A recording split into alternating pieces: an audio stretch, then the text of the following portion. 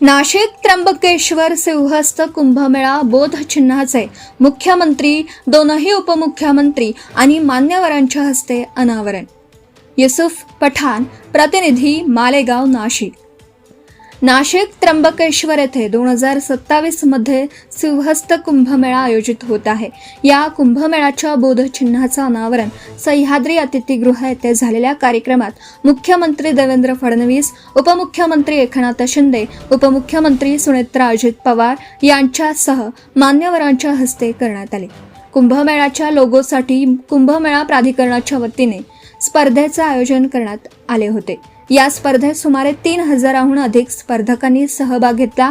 या स्पर्धकांमधून 3 उत्कृष्ट स्पर्धकांचा यावेळी मुख्यमंत्री देवेंद्र फडणवीस यांच्या हस्ते सत्कार करण्यात आला.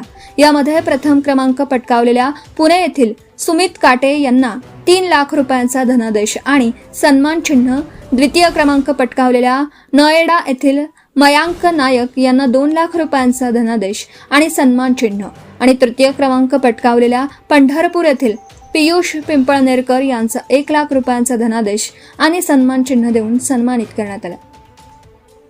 प्रसून जोशी, अश्विनी देशपांडे, मंदार राणे, वृषाली केकणे देशमुख, बारिश दाते, विनय नारंग, डॉक्टर प्राजक्ता बास्ते, प्रफुल्ल सावंत, डॉक्टर दिनेश वैद्य, अँथनी लोपेज आणि डॉक्टर किरण शिंदे यांसारख्या दिग्गज डिझाईन तज्ज्ञांच्या समितीने या प्रवेशिकाचं परीक्षण केलं. सर्जनशीलता, नाविन्य, ब्रँड सुसंगता आणि सादरीकरण या निकषांवर आधारित ही निवड करण्यात आली. या समितीचा मुख्यमंत्री देवेंद्र फडणवीस यांच्या हस्ते सन्मान करण्यात आला. प्राधिकरणाचे आयुक्त शेखर सिंह यांनी प्रास्ताविकाद्वारे कुंभमेळा आयोजन आणि लोगो स्पर्धेबाबत माहिती दिली. यावेळी कुंभमेळा मंत्री गिरीश महाजन, अन्न व नागरी पुरवठा मंत्री छगन भुजबळ, शालेय शिक्षण मंत्री दादाजी भुसे, उद्योग मंत्री उदय सामंत, सार्वजनिक बांधकाम मंत्री शिवेंद्रसिंह राजे भोसले, मुख्य सचिव राजेश अग्रवाल, नाशिक विभागीय आयुक्त प्रवीण गेडाम, कुंभमेळा प्राधिकरण आयुक्त शेखर सिंह यांच्यासह विविध आखाड्यांचे साधू संत उपस्थित होते. मुख्यमंत्री आणि उपमुख्यमंत्री यांनी यावेळी उपस्थित साधू संतांचं स्वागत केलं.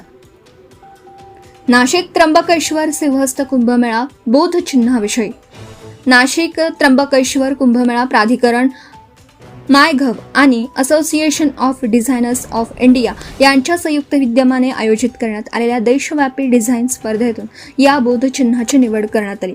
20 नोव्हेंबर ते 20 डिसेंबर 2025 या कालावधीत मायगव्ह प्लॅटफॉर्मवर पार पडलेल्या या स्पर्धेत 70 आंतरराष्ट्रीय स्पर्धकांसह एकूण 3067 प्रवेशिका प्राप्त झाल्या होत्या. सहभागाच्या बाबतीत महाराष्ट्र राज्य आघाडीवर राहिलं. त्याखालोखाल दिल्ली आणि तामिळनाडूचा क्रमांक लागला. 18 ते 24 वयोगटातील तरुणांनी या स्पर्धेत सर्वाधिक सक्रिय सहभाग नोंदवला. हे बोधचिन्ह नाशिक आणि त्र्यंबकेश्वरच्या पवित्र भूगोल आणि धार्मिक परंपरांवर आधारित आहे.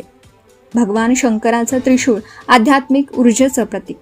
त्र्यंबकेश्वर मंदिर, प्रादेशिक वारशाचं दर्शन घडवणारी मंदिरांची प्रतिकृती.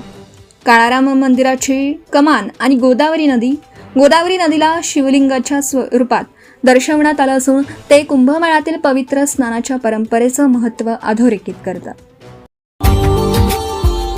Subscribe now and press the bell icon. Never miss an update.